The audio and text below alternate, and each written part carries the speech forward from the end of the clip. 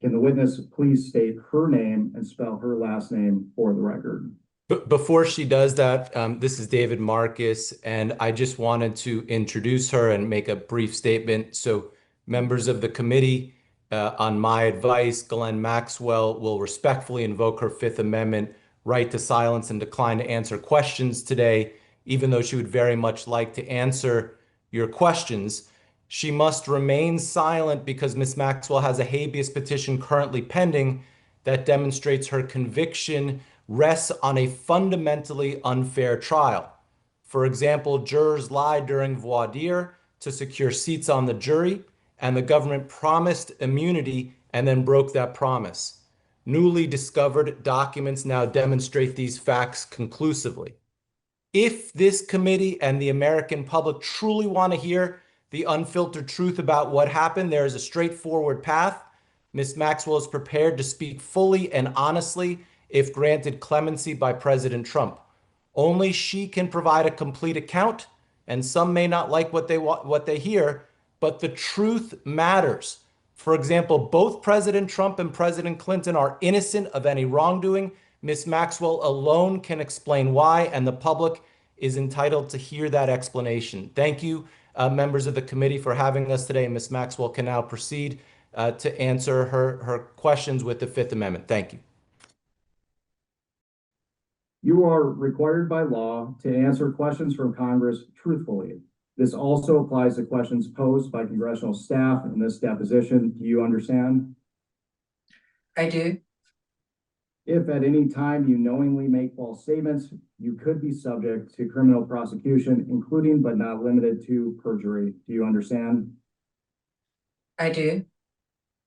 This includes both knowingly providing false testimony, but also stating that you do not recall or remember something when in fact you do. Do you understand? I do. Furthermore, you cannot tell half-truths or exclude information necessary to make statements accurate. You are required to provide all information that would make your response truthful.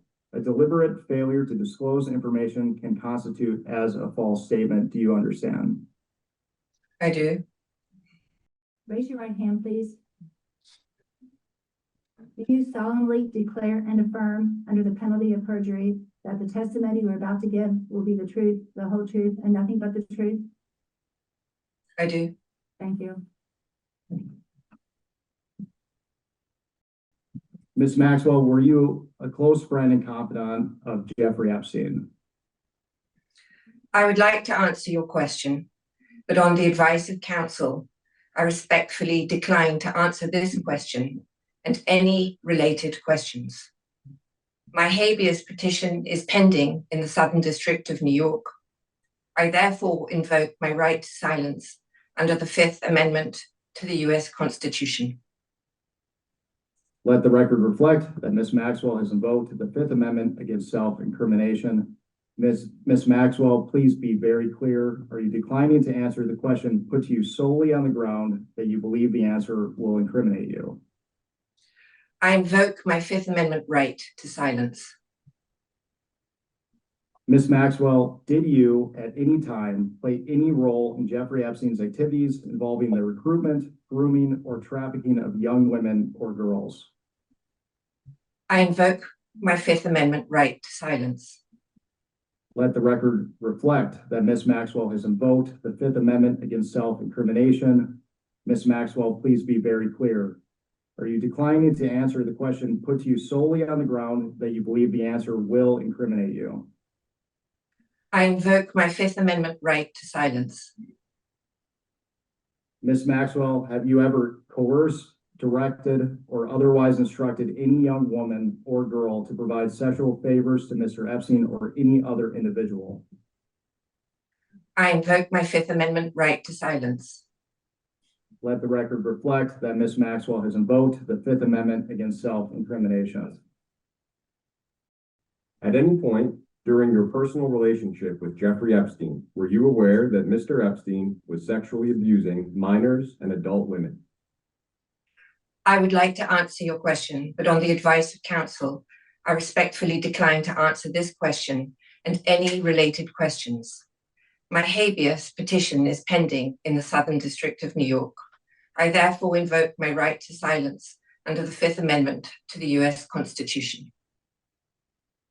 Have you ever facilitated the sexual abuse of any minor or adult woman by Mr. Epstein?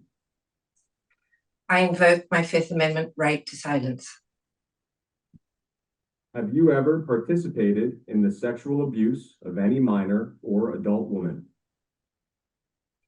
I invoke my Fifth Amendment right to silence.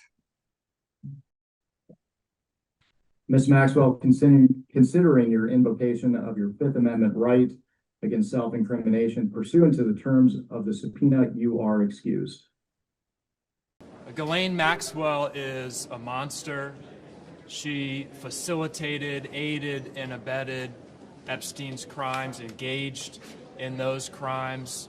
She was the enforcer who threatened the victims and the survivors of those crimes. And today we looked into the eyes of that monster in the deposition. What we did not get were any substantive answers to the questions that were asked that would advance our investigation, to help us learn who were the other men involved in these crimes, to help us learn who were the others who knew about these crimes, to help us learn what exactly was said between Todd Blanche and Ghislaine Maxwell that led her to be transferred to a minimum security prison. What we did get was another episode in her long-running campaign for clemency from President Trump. And President Trump could end that today. He could rule out clemency for Ghislaine Maxwell, the monster. He could rule out a pardon for Ghislaine Maxwell, the monster.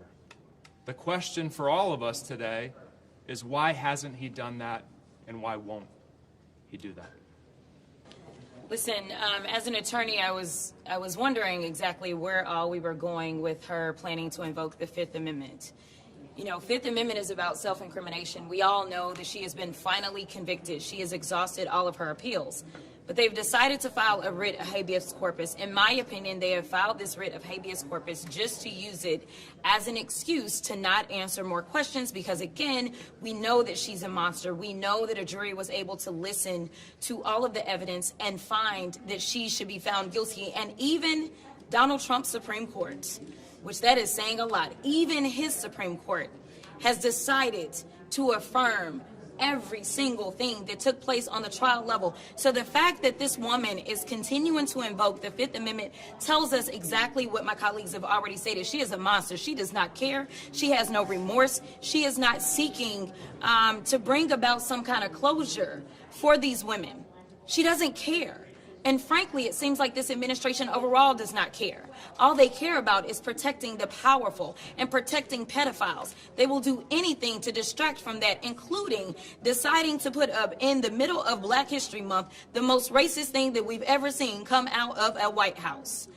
But I am here to tell you that House Democrats, specifically on the Oversight Committee and the Judiciary Committee, as we do have Pam Bondi coming before us here in a minute, we will not be deterred. We will not be distracted. We know who it is that needs to be held accountable, and we will go in and we will make sure that we continue to dig. This will not stop us because his co-conspirator decided that she was going to try to play games with us this morning. I got news for you, Ms. Maxwell. We're not done. We're going to continue to go. And it is my hope that this court resolves this sham of a I don't even know what to call it, this scam of a maneuver that she has filed in court. That is what we will call it. We hope that that is resolved quickly and we can bring her on back since we're not physically moving her. She's still in her cushy jail cell down in Texas. We will bring her back so that she can answer questions and hopefully finally start to answer questions truthfully. And now I'm going to pass it over to my good friend out of New Mexico, Ms. Stansberry. All right, well, good morning, everyone. It is Monday, February 9th. We are just walking out of the deposition with Ghislaine Maxwell after the House Oversight Committee has subpoenaed Ms. Maxwell to speak to the committee in our ongoing bipartisan investigation into the crimes of Jeffrey Epstein and to hold those accountable who have not yet been investigated and convicted of those crimes. As was evidenced this morning, Ghislaine Maxwell did not provide information to the committee and instead invoked her blanket Fifth Amendment rights. While we are not able to speak to the specifics of what was said within the deposition until the deposition record is made public, it is very clear that she used this opportunity to not only campaign for clemency as she has been doing, but also to send a direct message that she is hoping that people who were sitting in the deposition will transmit to the President of the United States, which is that her silence can be bought through clemency. It is very clear that that is the message that she is trying to send directly to Donald Trump himself. Directly. She is telling Donald Trump through her deposition that she is trying to buy her clemency. Now, she did state that she is taking and invoking her Fifth Amendment rights because of a pending habeas petition before the Southern District of New York. But let us be clear. Her case appeals have already gone to the United States Supreme Court and they have been denied. She is not being released from jail unless, of course, Donald Trump buys what she's selling. So we want to be clear that she is exactly where she's supposed to be in terms of her conviction, and she needs to go back to the prison where she belongs. Let us be clear that Donald Trump is not only named thousands of times in the latest release from the Department of Justice, he is named over 38,000 times in the files that were released 2 weeks ago alone. And we know that that only represents half of the files that the Department of Justice has in its possession, including files that were used for direct investigations of perpetrators, people who committed crimes, people who were co-conspirators in those crimes, and individuals who knew of those crimes. We know that there are multiple administration officials, including Howard Lutnick, Elon Musk, who served as the appointee for the DOJ efforts in the White House. We know that the Secretary of Navy. We know that Steve Bannon. We know that there are more than 36 associates, family members, and individuals directly associated with Donald Trump named in those files. Now, there are now at least 9 or 10 other countries across the world that have opened investigations or forced their leaders to step down because of their mere association with Jeffrey Epstein. And the United States government is engaged in an active cover-up of the largest sex trafficking scandal and influence peddling scandal in the history of the United States, and Donald Trump is right at the center of it. And the person who is living to provide the evidence, who knows what is going on, is trying to invoke the Fifth to buy her clemency. So let's be clear on what we saw here today. This was an effort to essentially try to secure her pardon by keeping her mouth shut. And we will not allow this silence to stand. There are a certain number of survivors that are really more involved than others, and they are standing for their fellow other survivors. They're out front.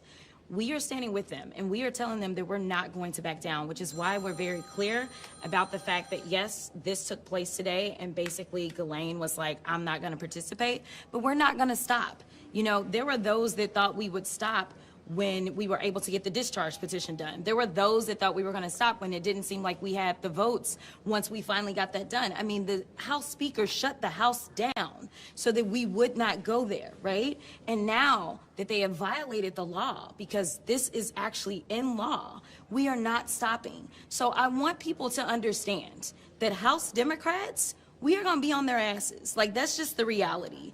And what is your message to President Trump in that case? Same thing. We're going to be on his ass. I mean, you know, it is so, I don't really know where we are in this country. Why are we even having this conversation?